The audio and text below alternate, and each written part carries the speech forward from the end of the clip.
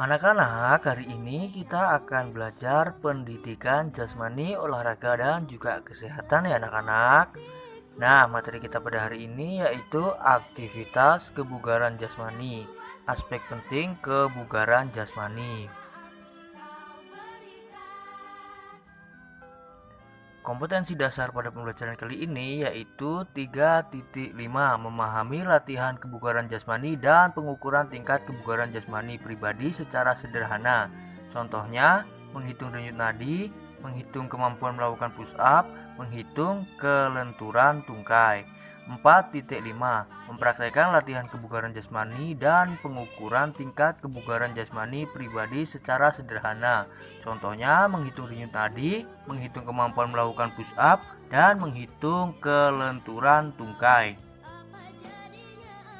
Tujuan dari pembelajaran ini sendiri yaitu nantinya anak-anak dapat menjelaskan tentang latihan kebugaran jasmani.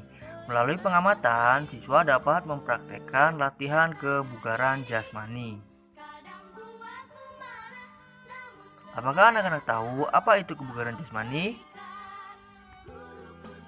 Ya, kebugaran jasmani merupakan kondisi fisik dan kebugaran menyeluruh dalam melakukan aktivitas fisik tanpa merasakan lelah dan masih memiliki tenaga untuk melakukan aktivitas lainnya.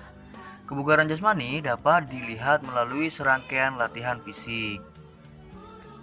Yang selanjutnya yaitu unsur-unsur kebugaran jasmani. Yang pertama yaitu kekuatan. Kekuatan merupakan suatu kondisi di mana penggunaan otot untuk memaksimalkan tenaga saat melakukan suatu kegiatan fisik. Yang kedua yaitu keseimbangan. Keseimbangan merupakan kemampuan tubuh dalam mengendalikan organ tubuh serta syaraf otot agar gerakan tubuh dapat dikendalikan dengan baik. Yang ketiga yaitu kelenturan. Kelenturan merupakan suatu keadaan di mana adanya keleluasaan pada otot-otot tubuh terutama pada bagian persendian seseorang. Yang keempat yaitu daya tahan. Daya tahan merupakan kemampuan seseorang menggerakkan seluruh tubuhnya dalam waktu yang cukup lama dan tempo yang berbeda secara efektif dan efisien, serta tanpa merasakan sakit dan lelah yang berarti. Yang kelima yaitu kelincahan. Kelincahan merupakan kemampuan tubuh dalam menyesuaikan gerakan dari suatu posisi ke posisi lain, seperti dari depan ke belakang atau dari kiri ke kanan. Yang terakhir yaitu yang keenam, kecepatan. Kecepatan merupakan suatu kemampuan yang mampu melakukan suatu gerakan dalam kurun waktu yang singkat.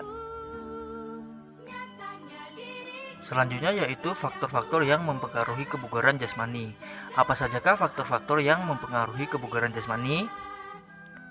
Kebugaran jasmani dipengaruhi oleh faktor-faktor sebagai berikut. Yang pertama yaitu jasmani atau fisik, kedua keturunan, yang ketiga usia, yang keempat jenis kelamin, yang kelima aktivitas fisik, yang keenam pola istirahat, dan yang terakhir yaitu pola makan atau gizi dan makanan. Selanjutnya yaitu bentuk latihan kebugaran jasmani. Yang pertama yaitu lompat tali. Lompat tali atau skipping berguna untuk melatih ketangkasan dan kekuatan otot kaki. Manfaat lain dari lompat tali yaitu dapat membantu meningkatkan denyut jantung. Yang kedua yaitu sit up. Sit up melatih kekuatan otot perut. Selain itu, rutin melakukan sit up juga mampu menguatkan otot jantung. Yang ketiga yaitu push up. Gerak push up bertujuan melatih kekuatan otot dada, bahu, dan lengan bagian luar atau tricep. Yang keempat yaitu back up. Gerakan back up berguna melatih kekuatan otot punggung, otot pinggang, dan perut bagian bawah. Yang kelima yaitu lari cepat.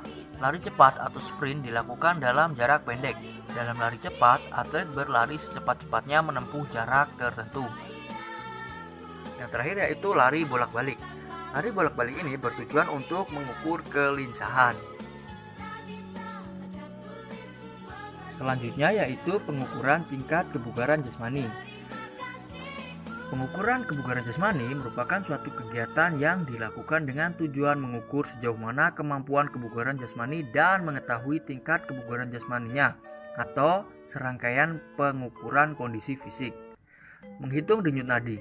Denyut nadi adalah detak jantung yang dapat dirasakan pada nadi. Denyut nadi yang cepat menunjukkan perubahan secara tiba-tiba tekanan jantung yang dirambatkan pada pembuluh darah. Cara menghitung denyut nadi ada dua cara, yaitu yang pertama pada pergelangan tangan, yang kedua di bawah telinga dan rahang. Yang pertama yaitu pada pergelangan tangan. Sentuhlah pergelangan tangan bagian dalam dengan ujung jari, telunjuk, dan juga jari tengah. Tekan perlahan dan rasakan denyutannya. Kemudian hitunglah denyut selama 30 detik, kemudian jumlah denyut selama 30 detik dikalikan 2. Yang kedua yaitu di bawah telinga dan rahang. Caranya yaitu sentuh daerah leher di bawah telinga dan rahang dengan jari telunjuk dan jari tengah. Kemudian tekan perlahan dan rasakan denyutannya. Hitunglah jumlah denyutan selama 30 detik, kemudian jumlah denyut selama 30 detik dikalikan 2. Nah, dengan cara ini anak-anak dapat mengetahui jumlah denyut nadi selama 1 menit. Selanjutnya kita akan mempraktekkan lari bolak-balik sebanyak 5 kali. Sebelumnya hitunglah denyut nadi 30 detik sebelum berolahraga. Kemudian setelah berolahraga, hitung kembali denyut nadi 30 detik sesudah berolahraga. Kemudian jelaskan apakah ada perbedaan denyut nadi sebelum berolahraga dan sesudah berolahraga. Sebutkan jumlah perbedaan denyut nadi 30 detik sebelum berolahraga dan juga 30 detik setelah berolahraga.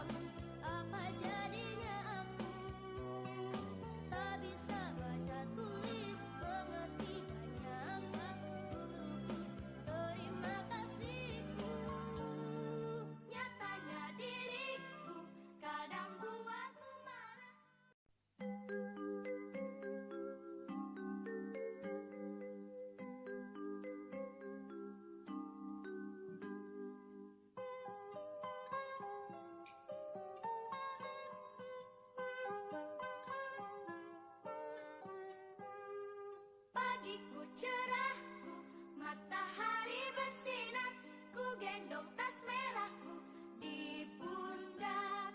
Selamat pagi semua, ku nanti